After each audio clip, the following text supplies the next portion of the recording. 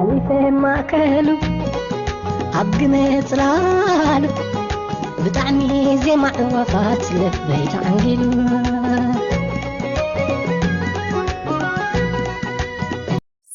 ሰላም ክቡራትን ፍትዋትን ስድራ እግዚአብሔር ናይ ዩቲዩብ ቻናል ቤተሰብ ዝኾንኩምን ዝኾንከንን ከመይ ኣለኹም እና ከምቲ ሰላም ዘለኹዋ ሰላም ክትህልውለይ ሰናይ ትምኒተ እዩ ብምቕፃል ድማ ናብ ዩቲዩብ ቤተሰብ ዝኾንኩም ላይክ እንዳገበርኩም ኮሜንት እንዳፅሓፍኩም ምክሮኹን ምትብዓኹምን ኣይፈለየኒ ሓተይ ማዕረይ ቤተሰብ ዘይኮንኩም ድማ ሳብስክራይብ እንዳገበርኩም ቤተሰብ ኮኑ ያው ለማዓንቲ ቅልል ዝበለት ቁርሲ እየ ሒዘ መፅየ ያው ብጣዕሚ እያ ፈጣን ግዜ ትወስደልካን ጥዕምትን ፈጣንን እያ ባይዘወይ ያው ሽጉርቲ እንዳቆለኹ እየ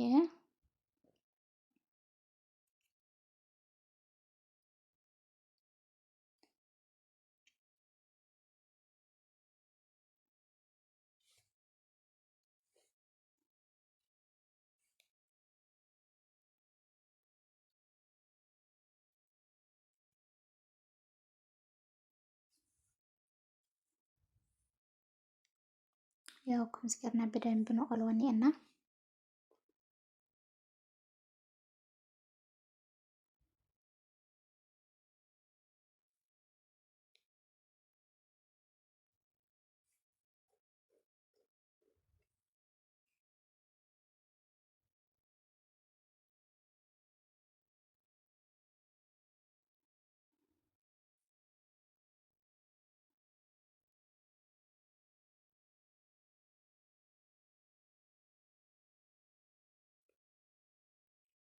ያው ኮሚደረ ገይረ እንዳቆለኽዎ እየ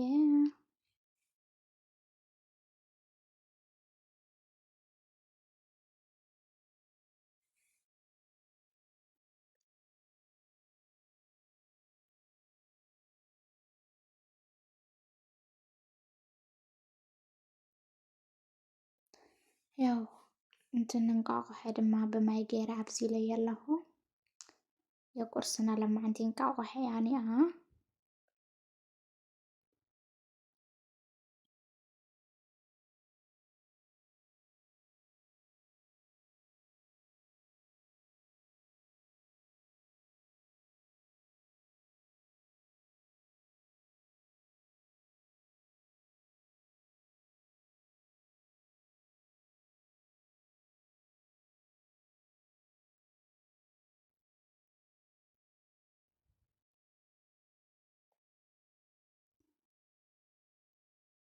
ያው ኮሚደራውን ከምቲ ትሪእዋ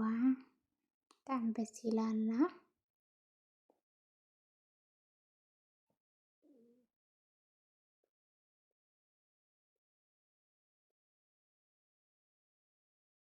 ንእሽተን ሰልሳ ክገብረላ እየ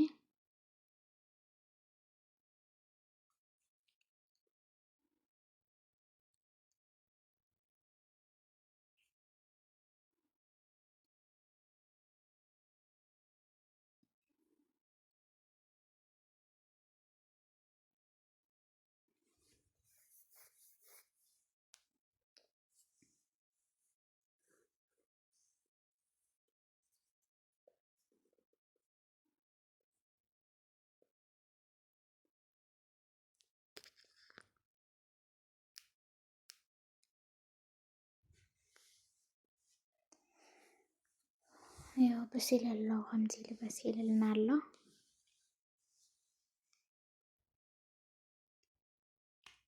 ቀመም ክገብረሉ ሕጂ ዘለክን ቀመም ጥቀማ ትኽእላ ኸን ችግር የብሉን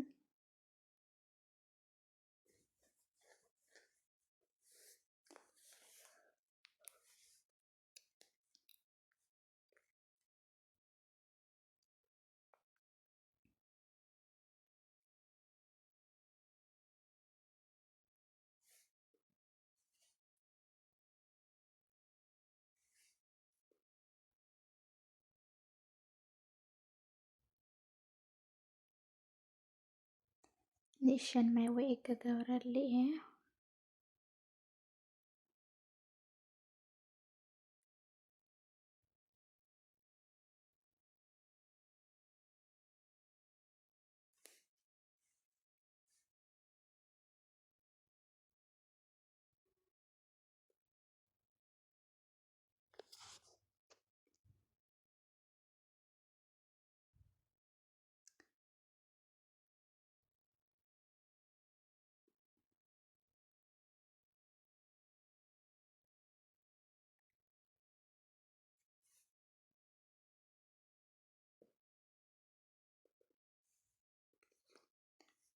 ንእሽተን ጅብን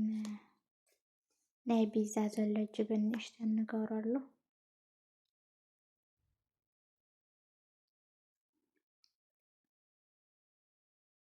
እንቋቁሖ ድማ ክልተ ፍግእ ኣቢለየ ኣለኹ።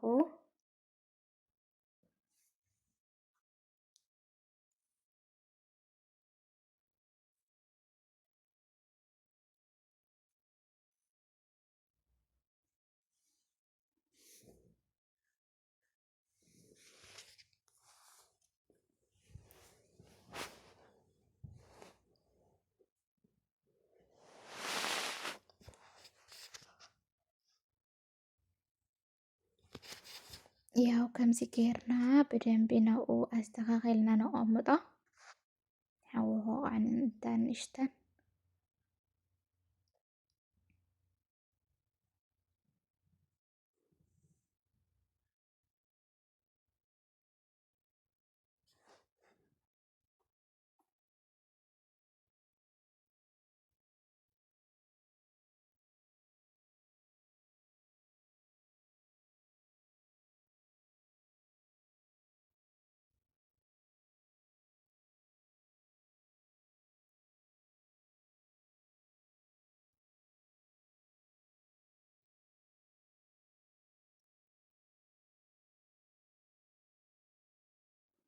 ያው ጅብን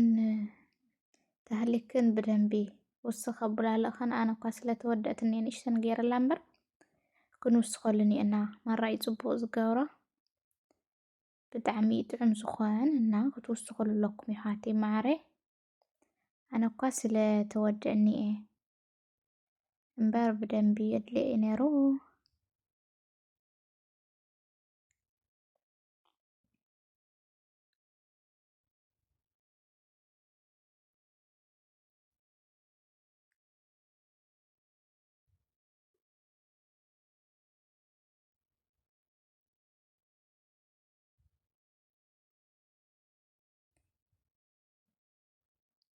ያው ከምዚ ጌርና ብደንቢ ኣዘጋጅና ኩሉ ነገር ወዲእና ሓዊ ቅንስ ኣቢልና ንእሽተን ክንገድፎ እኒአና ሓዊ ሆቓዕ ምእንታን ያው ከምዚ ጌርኩም ቁረሱ ኣሕዋተይ ማዕረይ። ያው ኣነ ሕጂ ቁርሲ ቀሪበ እኒአኹ እንዳቆረስኩ እየ ንቐደም በሉ እንዳበልኩ ኣሕዋተይ ማዕረይ። ይኸው እዚኣ ትመስል ነይራ ቁርስና እና ሰላም ኩኑለይ ኣሕዋተይ ማዕረይ። ብኻሊእ መደብ እስካዕ ንራኸብ። ላይክ ኮመንት ኣይትሕመቑ ርእቶ እውን ፀሓፉለይ።